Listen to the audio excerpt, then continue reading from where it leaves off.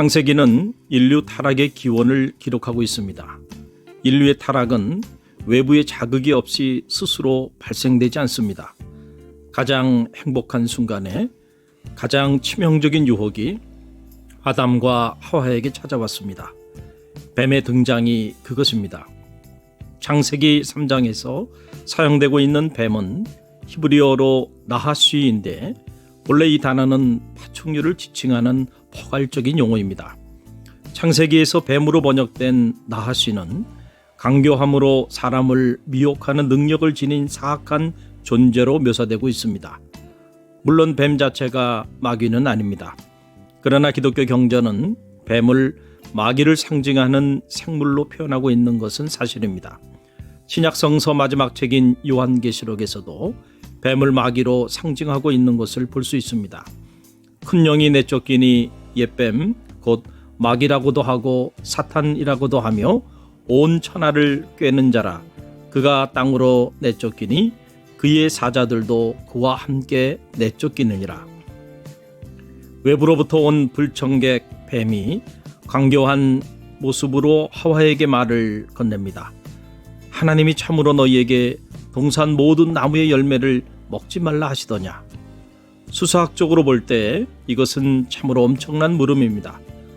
하와가 가장 경외하는 하나님의 이름으로 접근해서 하와 스스로 하나님의 말씀에 아니요라는 부정적인 답을 유도하는 실로 무서운 질문입니다. 하나님은 동산 모든 나무의 열매를 먹지 말라 하지 않았습니다. 단지 선악을 알게 하는 나무의 열매만을 먹지 말라고 하였습니다. 이 사실을 누구보다도 잘 알고 있었던 뱀이 교활한 유도 질문을 하고 있는 것입니다. 하나님의 말씀을 완전히 왜곡하는 것이 아니라 아주 조금 각도를 바꿈으로써 하와의 마음에 부정적인 의구심을 품게 만들어 준 것입니다. 언제나 그렇습니다.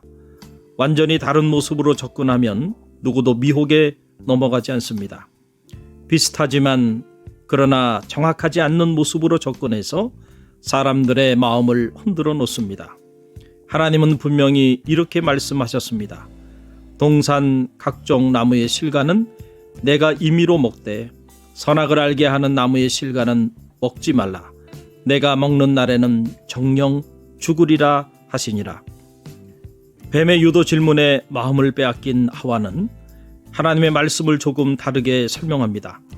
동산 중앙에 있는 나무의 실과는 하나님의 말씀에 너희는 먹지도 말고 만지지도 말라. 너희가 죽을까 하노라 하셨느니라.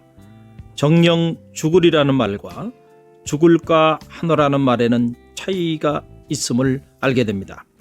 전자는 반드시 죽을 것이다라는 말이고 후자는 죽을 수도 있고 살 수도 있을 것이다라는 말입니다. 이 작은 차이가 신라건의 비극을 가져오는 시발점이 되었습니다. 하나님의 말씀에 아주 조금 의구심을 품게 만들었던 뱀은 곧이어 자신의 본색을 드러냅니다. 흔들리는 하와의 마음을 보고는 뱀은 하나님의 말씀에 정면으로 도전합니다. 이제는 금단의 열매를 먹는 날에는 너희가 결코 죽지 아니하리라고 말합니다. 그러면서 하와에게 뿌리칠 수 없는 달콤한 유혹의 메시지를 던집니다. 너희가 그것을 먹는 날에는 너희 눈이 밝아져 하나님과 같이 되어 선악을 알 줄 하나님이 아심이니라. 왜 하나님이 너희에게 그것을 먹지 말라고 하셨는지 아느냐? 그것을 너희가 먹게 되면 너희도 하나님처럼 될 것이기 때문이다. 이 얼마나 무섭고 달콤한 유혹입니까? 뱀은 한순간에 하와의 마음속에 하나님에 대한 불신과 미움을 갖게 하고 동시에 하나님처럼 되고자 하는 교만한 마음을 심어주었습니다. 하와가 그런 마음을 가지고 금단의 열매를 보니 이전과는 그것이 완전히 다르게 보이기 시작했습니다. 결국 하와와 아담은 뱀의 유혹에 넘어가서 금단의 열매를 따먹고 맙니다. 창세기는 그것을 이렇게 기록하고 있습니다. 여자가 그 나무를 본즉 먹음직도 하고 보함직도 하고 지혜롭게 할 만큼 탐스럽기도 한 나무인지라 여자가 그 열매를 따먹고 자기와 함께 있는 남편에게도 주매 그도 먹은지라. 반짝이는 것이 모두 금은 아닙니다. 겉으로 보기에 에덴 동산처럼 눈부시고 화려해서 롯과 그의 아내의 마음을 사로잡았던 비옥한 땅이 바로 소돔과 고모라였음을 우리는 잘 알고 있습니다. 사탄의 유혹은 언제나 달콤하고 화려합니다. 결코 초라하거나 무가치해 보이지 않습니다. 언제나 인간의 욕망을 극도로 자극하는 형태로 접근해 옵니다. 그래서 쉽게 뿌리치지 못하게 만듭니다.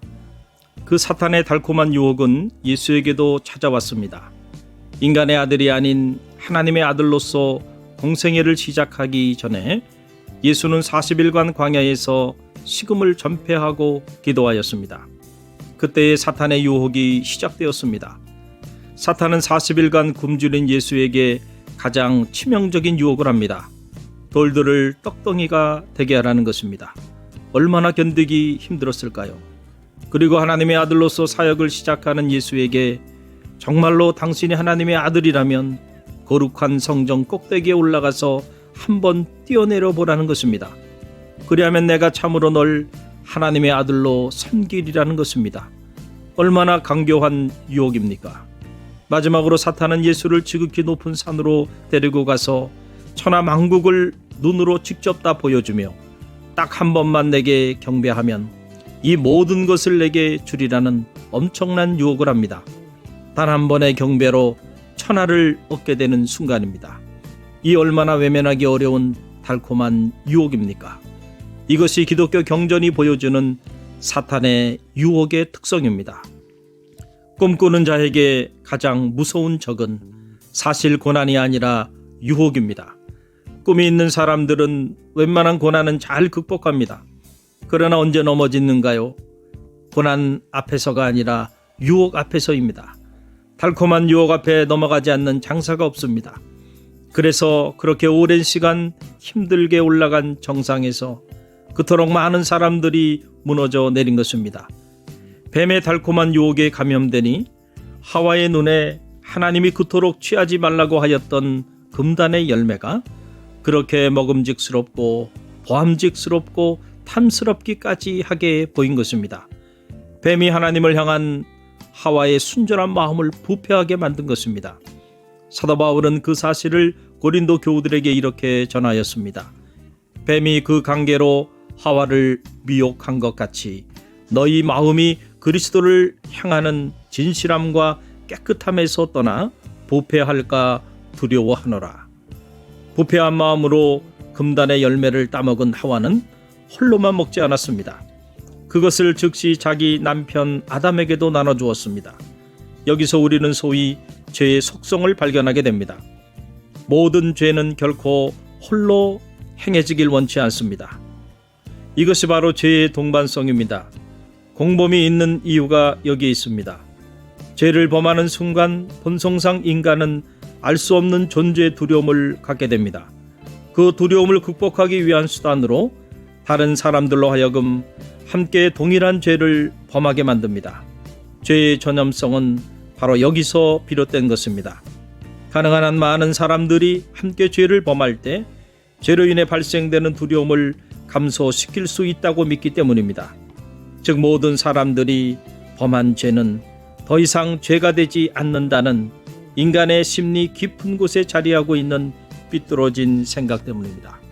죄가 무서운 것은 바로 이와 같은 왜곡된 죄의 동반성 때문입니다. 무엇인가를 쌓는 일은 대단히 힘이 들고 참으로 많은 시간을 필요로 합니다. 그러나 그것이 무너지는 것은 너무도 쉽고 한순간입니다. 결코 오랜 시간을 필요로 하지 않습니다. 추락하는 것은 날개가 없습니다. 진정한 위기는 무대 아래 있을 때가 아니라 무대 위에 섰을 때입니다. 섰을 때 넘어질까 조심하라. 가장 행복한 순간에 사탄의 달콤한 유혹이 찾아옵니다.